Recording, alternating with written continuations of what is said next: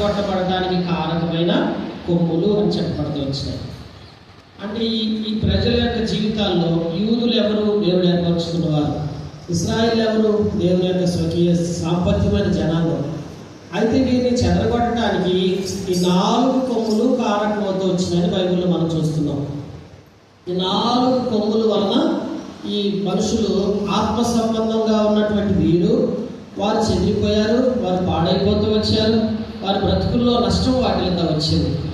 ఇంత నష్టం వాటిల్తానికి కారణం ఏంటంటే ఆ 4 కొమ్ములే కారణమని ప్రవక్త అయిన జకర్యా దర్శనం ద్వారా తెలుసుకుని చూస్తున్నాడు. జకర్యా తన యొక్క జీవిత కాలంలో 8 దర్శనాలు చూశాడు. 8 దర్శనాలు. ఈరోజు నీ జీవితంలో ఎప్పుడైనా ఒక దర్శనం కలిగిందా? దర్శనం లేకపోతే జనులు కట్టులేక తిరుగుతారంట. దర్శనం లేని జనాంగం పాడైపోతారంట. దేవుడు దర్శనం లేని వ్యక్తుల జీవితంలో ఆత్మీయత ఉండదు. దేవుడు దర్శించిన ప్రజలు ఆశీర్వాదకరంగా ఉంటారండి. దేవుడు పెట్టారా? కనుక ఇప్పుడు మనకి కనిపిస్తున్న ఈ దర్శనము 8 దర్శనాల్లో 2వ దర్శనం, జకర్యాకి కలిగిన 2వ దర్శనం. ఈ 2వ దర్శనంలో చూస్తూ వచ్చింది ఏంటంటే 4 కొమ్ముల గురించి చూస్తూ వచ్చాడు. బైబిల్లో మీరు చూస్తే జకర్యాలు 3 ఉన్నారు. బైబిల్ ఒకే పేరుతో కలిగినటువంటి వారు 3 ఉన్నారు. పాత నిబంధనలో మనందరికీ తెలుసు, రాజుల గ్రంథంలో కథలు ఉన్నాడు. ఎవరైనా రాజు అయిన జకర్యా. అందరూ 3 సేవ చేస్తూ వచ్చారు. 2వ జకర్యా ఎవరంటే లోకాసువార్తలో రాసి ఉన్నది. ఎవరంటే ఆ యాజకుడైన జకర్యా. యాజక ధర్మము చొప్పున క్రమబద్ధంగా దేవుని సేవ జరిగించిన జకర్యా. యోహాను తండ్రైన జకర్యా. 3వ జకర్యా ఎవరంటే ప్రవక్త అయిన జకర్యా. ఒక గ్రంథంలో 3 ఉండటం ఆశీర్వాదకరం కదా.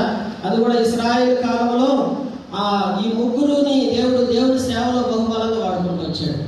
ఒక జకర్యా రాజుగా ఆత్మీయంగా ఉండి దేవుడి కొరకు బహుబలంగా వాడబడుతూ వస్తే, మరొక జకర్యా యాజకుడిగా ఉండి దేవుని సేవ చేస్తూ వచ్చాడు. మరొక జకర్యా ప్రవక్తగా ఉండి దేవుని యొక్క ఉద్దేశాలు గురించి 8 దర్శనాల్ని చూడగలుగుతూ వచ్చాడు. అయితే ఇక్కడ మనం గమనించాల్సిన విషయం ఏంటంటే ఈ యొక్క జకర్యా దర్శనంలో చూసినటువంటి 4 కొమ్ములు. ఈ జకర్యా క్రీస్తు పూర్వము 537 నుంచి 518 వరకు ఈయన ఒక ప్రవక్తగా కొనసాగుతూ వచ్చాడు. దేవుడిలారా సంవత్సరాల వ్యవధిలో, కాలపు వ్యవధిలో దేవుడు ఎంతో మందిని ప్రవక్తలు లేపుతున్నాడు. ఆనాటి నుంచి ఈనాటి వరకు మీరు చూస్తే యేసుప్రభు వారు పుట్టక ముందు భూమి మీద ప్రవక్తలు ఉన్నారు. యేసుప్రభు వారు జన్మించిన తర్వాత క్రీస్తు శకం కూడా ఈనాడు కూడా దేవుడు ప్రపంచం నిండా చాలా మంది ప్రవక్తలు లేవనెత్తాడు. ఈ ప్రవక్తలను ఎందుకు దేవుడు లేవనెత్తున్నాడంటే ప్రవక్తల ద్వారా దర్శనాలను బయలుపరచడానికి, దేవుడు తన దర్శనాన్ని జరిగించడం కోసం అనేక మంది ప్రవక్తలు లేవనెత్తునే ఉన్నాడు. ఆ తరుణంలో లేపబడిన ప్రవక్తే జకర్యా. దేవుని వాక్యంలో మనం చూస్తుంటున్నాం. కనుక ఈ యొక్క జకర్యా అనుభవం మనం చూస్తూ వచ్చినప్పుడు ఈ యొక్క కాలంలో జకర్యా చక్కటి ప్రవచనాత్మకమైన వరము కలిగి దేవుని యొక్క సేవని కొనసాగిస్తూ వచ్చాడు. అయితే ఈ యొక్క జకర్యా జీవితంలో కలిగిన ఒక దర్శనం ఏంటంటే 4 కొమ్ములు. ఇశ్రాయేలులను అలాగే యూదులను యెరూషలేము సంబంధమైన దేవుని ప్రజానాంగమును చెదరగొట్టిన 4 కొమ్ముల యొక్క దర్శనం గమనించారా? ఈ 4 కొమ్ములు ఏమై ఉన్నాయి? ఆనాటి నుంచి ఈనాటి వరకు సంఘము కానీ, కుటుంబాలు కానీ, వ్యక్తులు కానీ చెదరిపోయి పాడైపోవడానికి కారణం ఈ 4 కొమ్ములే. ఈ 4 కొమ్ములు అంటే ఇప్పుడు అంటారు, చాలా మంది అంటుంటారు, చూసారా ఏమి కొమ్ములు వచ్చినాయా ఏంటి అంటారు కదా.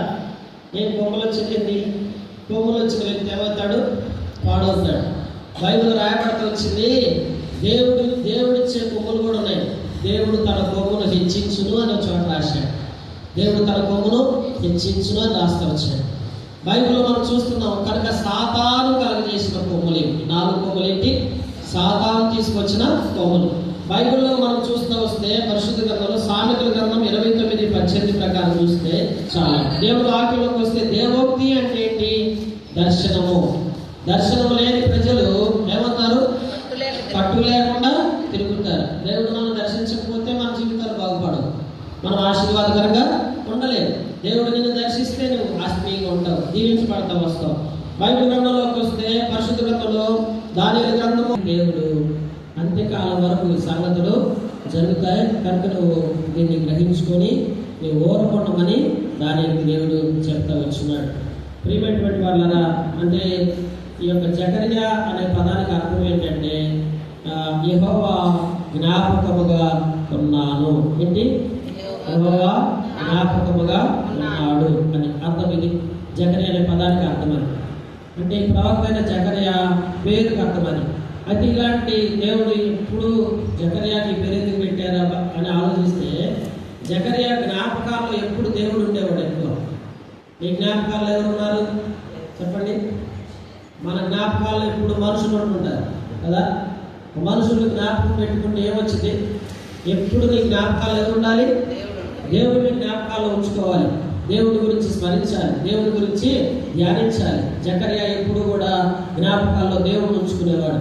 అందువల్లనే జకర్యా దర్శనాలు చూడగలుగుతూ వచ్చాడు. ఈరోజు నువ్వు ఒక్క దర్శనం కూడా నీకు రాకపోవడానికి కారణం ఏం తెలుసా? నీ జ్ఞాపకాలలో దేవుడు లేడు. ఒక్కోసారి మనకు దర్శనం వస్తే అంటాం ఏమని? రాత్రి అదే ఆలోచించుంటావు, అందుకే తెల్లారిపడి నీకు ఆ దర్శనం వచ్చిందంటావు. అవును, నువ్వు ఏం ఆలోచిస్తావో అదే నీ జ్ఞాపకాలు. నువ్వు ఏం ఆలోచించవో అది జ్ఞాపకాలు కాదు కదా.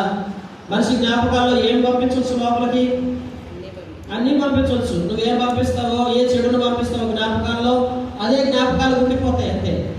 ఏ మనిషినైతే నువ్వు జ్ఞాపకాల్లో దాచుకుంటావో అది నీ జ్ఞాపకాల్లో ఎల్లప్పుడూ కూడా ఉంచబడతా వస్తుంది. కనుక జకర్యా యొక్క అనుభవం అది. జకర్యా ఇక్కడ ప్రస్తావిస్తున్న 4 కొమ్ముల గురించి చూసినప్పుడు, ఈరోజు మనం చెదరగొట్టబట్టబట్టే ఐక్యత, ప్రేమ, సమాధానం, సంతోషము ఇవన్నీ మన హృదయాల్లో ఉండాలి, మన కుటుంబాల్లో ఉండాలి, మన సంఘాల్లో ఉండాలి. కానీ సాతాను యొక్క ప్రథమ లక్ష్యం ఏం తెలుసా? ఐక్యతను చెదరగొట్టాలి, సమాధానాన్ని పోగొట్టాలి, సంతోషాన్ని పోగొట్టాలి, ప్రేమను పోగొట్టాలి. మనలో ఇదే చెదరగొట్టాల్సింది. ఇక నీ ఆస్తులుగా చెదరగొట్టాల్సిన అవసరం లేదు సాతానికి. ఇంకేం చెదరగొట్టినా దానికి ఏం ప్రయోజనం కలగదు. కనుక ప్రాముఖ్యంగా మనలో చెదరగొట్టేది ఏంటంటే, నీలో ప్రేమ లేకుండా చేయాలి, ఆత్మీయమైన ప్రేమ. నీలో సమాధానం లేకుండా చేయాలి, నీలో ఐక్యత లేకుండా చేయాలి. నువ్వు అన్ని విధాలుగా ఈ యొక్క ఆత్మ సంబంధమైన విషయాలన్నింటిలో నువ్వు చెదరగొట్టబడాలి. దేవుని కోరిక అది, సాతాను యొక్క కోరిక అది, దేవుని కోరిక. గమనించండి. కనుక సాతాను యొక్క కోరిక ఏంటంటే మనలో ఇవన్నీ చెదరగొట్టబడాలని ఉద్దేశం. ఆ ఉద్దేశం నెరవేర్చిన కొరకాయ మన యొక్క ఆత్మీయ జీవితంలో ఈ 4 కొమ్ములను ఈ దినాల్లో సంఘాల్లో, కుటుంబాల్లో, వ్యక్తిగత జీవితంలో ప్రయోగిస్తుంది. జాగ్రత్త పడదాం. ఈ రోజు కాదు ప్రయోగిస్తుంది. యూదుల కాలంలో, ఇశ్రాయేలు కాలంలో, యెరూషలేము యొక్క జనాంగముగా సంఘముగా ఏర్పరచబడిన వారి కాలంలోనే ఈ 4 ప్రయోగించింది. ఈ రోజుకి మనం చెదిరిపోవడానికి కారణం ఈ 4 ప్రియులారా. బైబిల్లోకి వస్తే పరిశుద్ధ గ్రంథంలో చూడండి, 1 యోహాను ఎవరితో చెప్పండి? మన సహవాసం ఎవరితో చెప్పండి? నీతో నీ సహవాసం ఎవరితో? తండ్రితో, సృష్టికర్త అయిన దేవుడితో. తర్వాత కుమారుడైన యేసుక్రీస్తు ప్రభువారితో నీ సహవాసం నిత్యము కొనసాగించాలి. అంటే తండ్రితో నీ సహవాసం ఉండాలి, యేసుక్రీస్తు ప్రభువారితో కూడా ఎడతెగని సహవాసాన్ని నువ్వు కొనసాగించాలి. ఇదే 1 యోహాను రాస్తాడు. ఈ సహవాసం ఇప్పుడు ఎందుకు పాడవుతుంది? దేవుని వాక్యంలో చూడండి, 1 యోహాను, మనం వెలుగు సంబంధం అయితేనే తండ్రితో సహవాసం మనకు బాగుంటుంది, యేసుక్రీస్తు ప్రభువారితో సహవాసం బాగుంటుంది. మనము కూడా ఒకరి పట్ల ఒకరు సహవాసం కలిగి ఉంటాం. మనలో ఏమాత్రం చీకటి ప్రవేశించిందా, తండ్రితో సహవాసం నీకు ఉండదు, కుమారుడితో సహవాసం ఉండదు, లేకపోతే ఇక్కడున్న సంఘ బిడ్డలందరితో కూడా నువ్వు సహవాసం ఉండలేవు. నీలో చీకటి ఉంటే, నీలో వెలుగుంటే నువ్వేం చేస్తావంటే అందరితో సరైన సహవాసం కలిగి ఉంటావు. తండ్రితో సహవాసం ఉంటుంది, కుమారుడితో సహవాసం ఉంటుంది, అందరితో సంఘ బిడ్డలందరితో కూడా సహవాసం కలిగి ఉంటాం. అంటే ఇప్పుడు మనం వెలుగులో నడుచుకుంటున్నామని చెప్పుకొనిచున్నామే కానీ, ఇక్కడ అందుకే అంటాడు బైబిల్లో ఆ మాట స్పష్టంగా రాశాడు చూడండి, ఆయనతో కూడా సహవాసము గలవారమని చెప్పుకొని చీకటిలో నడిచిన ఎడలా. ఎట్లా?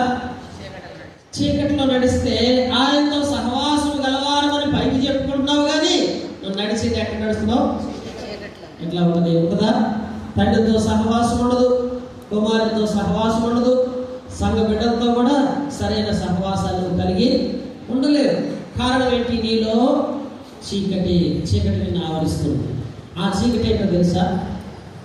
మనలో ఉన్న ప్రేమని, మనలో ఉన్న సంతోషాన్ని, మనలో ఉన్న సమాధానాన్ని చెదరగొట్టే అపవాది ఏర్పరిచిన కొమ్ములు.